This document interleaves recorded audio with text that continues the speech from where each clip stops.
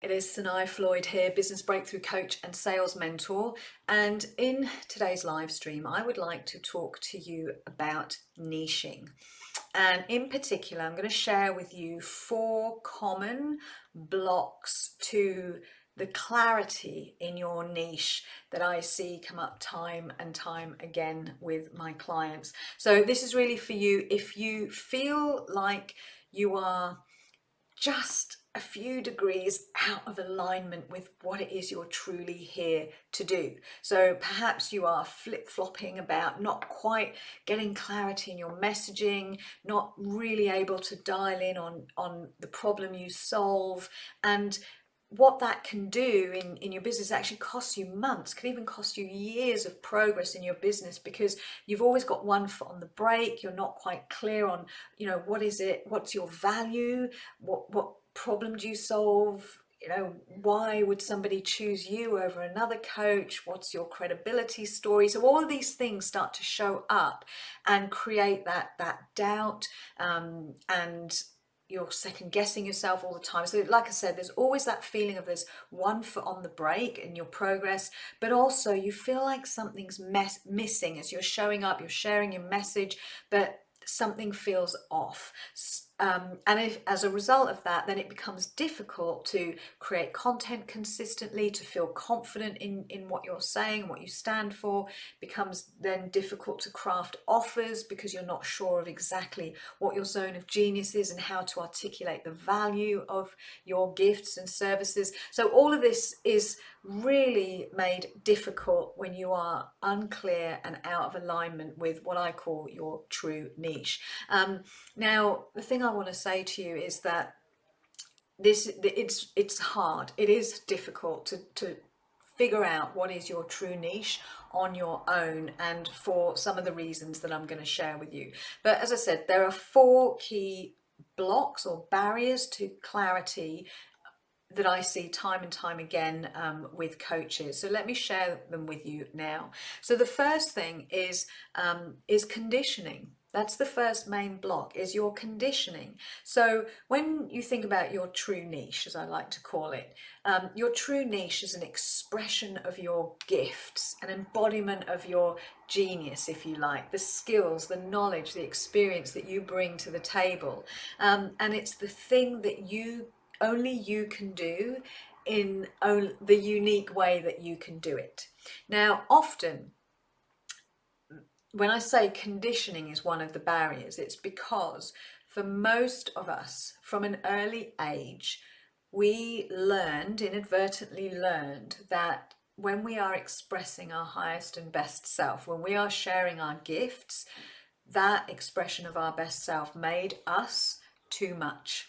So we got the message that, oh, sit down, quieten down, you're too much, or we got the message that we are not enough. So as a result of that kind of conditioning, we learned to dumb down. We learned to filter ourselves, to censor ourselves. And so over the years, though, that part of us, those gifts, that genius part of us that shows up when we're fully in our passion and our purpose, has been pushed down, really pushed down deep. So it becomes very hard to access by yourself.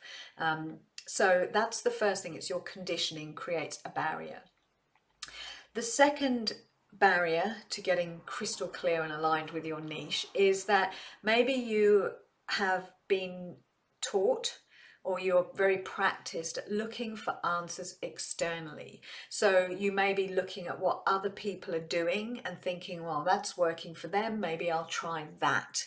Or you're getting influenced by what people are telling you with all the best will in the world and all good intentions, but they're telling you what they think you would be good at, or what they think, you are good at, what they think you'd be successful at. And so it kind of creates a distraction from what is like essentially the core of what you are actually gifted at. So yeah, we get distracted by being told what is, an external message. So I hope I sort of communicated that effectively.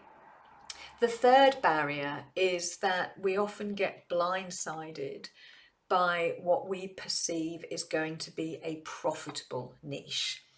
And so we will, you know, and I did this in the early days of my business, you know, we will chug on to, you know, in an area that we perceive will pay well. Like maybe, you know, for me in the early days, I was convinced that I'm going to work with highly driven, successful women in corporate, because they have the money. That was a belief I had, but I just wasn't feeling it. I just didn't feel passionate about helping these people. I didn't feel like I really could, and it just didn't have that resonance for me. So if I was trying to shoehorn myself into that niche because I perceived that that's where the money was, I would have always struggled compared to somebody who feels so passionate about helping people, you know, women in corporate to thrive, female leaders. You know, if compared to somebody who felt passionate about that, I wouldn't have stood a chance. So we get blindsided, as I said, by what we perceive is going to be a profitable niche, when in fact you are what makes the niche profitable. You are the greatest client getting asset in your business. When you are aligned with what you are most passionate about, that is game changing. That's when you show up and you can move mountains. You feel unstoppable. You know that. You've had that experience of being aligned with your passion in the past, where you just feel like you can move mountains. And you probably started your business from that energy, but somewhere along the lines you got lost. You know, you started to get distracted, all these shiny marketing messages telling you what you should do, and so we kind of get distracted. So I really want you to kind of pull back and think about, what is it I'm so passionate about, and fearlessly own it and show up.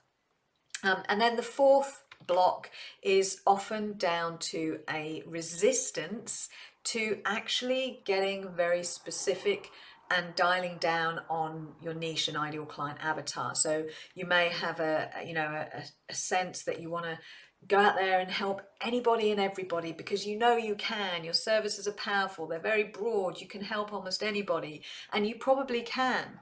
However, when it comes to your business, being more specific, as counterintuitive as it seems, will get you more clients, because your messaging will be on point. You'll be speaking directly to their pains and frustrations, their desires, their wants and needs, and so your messaging will be much more powerful the more specific you are. So again, that fourth block is, if you have that resistance, it's understanding that actually if what you're doing right now isn't working by throwing out the net wide, then maybe it's time to try a different approach, as counterintuitive as it seems, but to actually really trust the process of getting super specific, super dialed down, and know that when you have that one ideal client in mind, that will totally shift the game for you.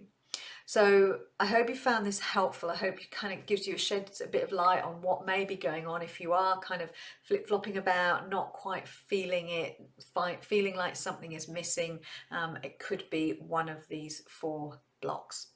Okay, so once again, hope you found this helpful. If you've got questions, comments, put them below, and I will speak to you again soon. Bye.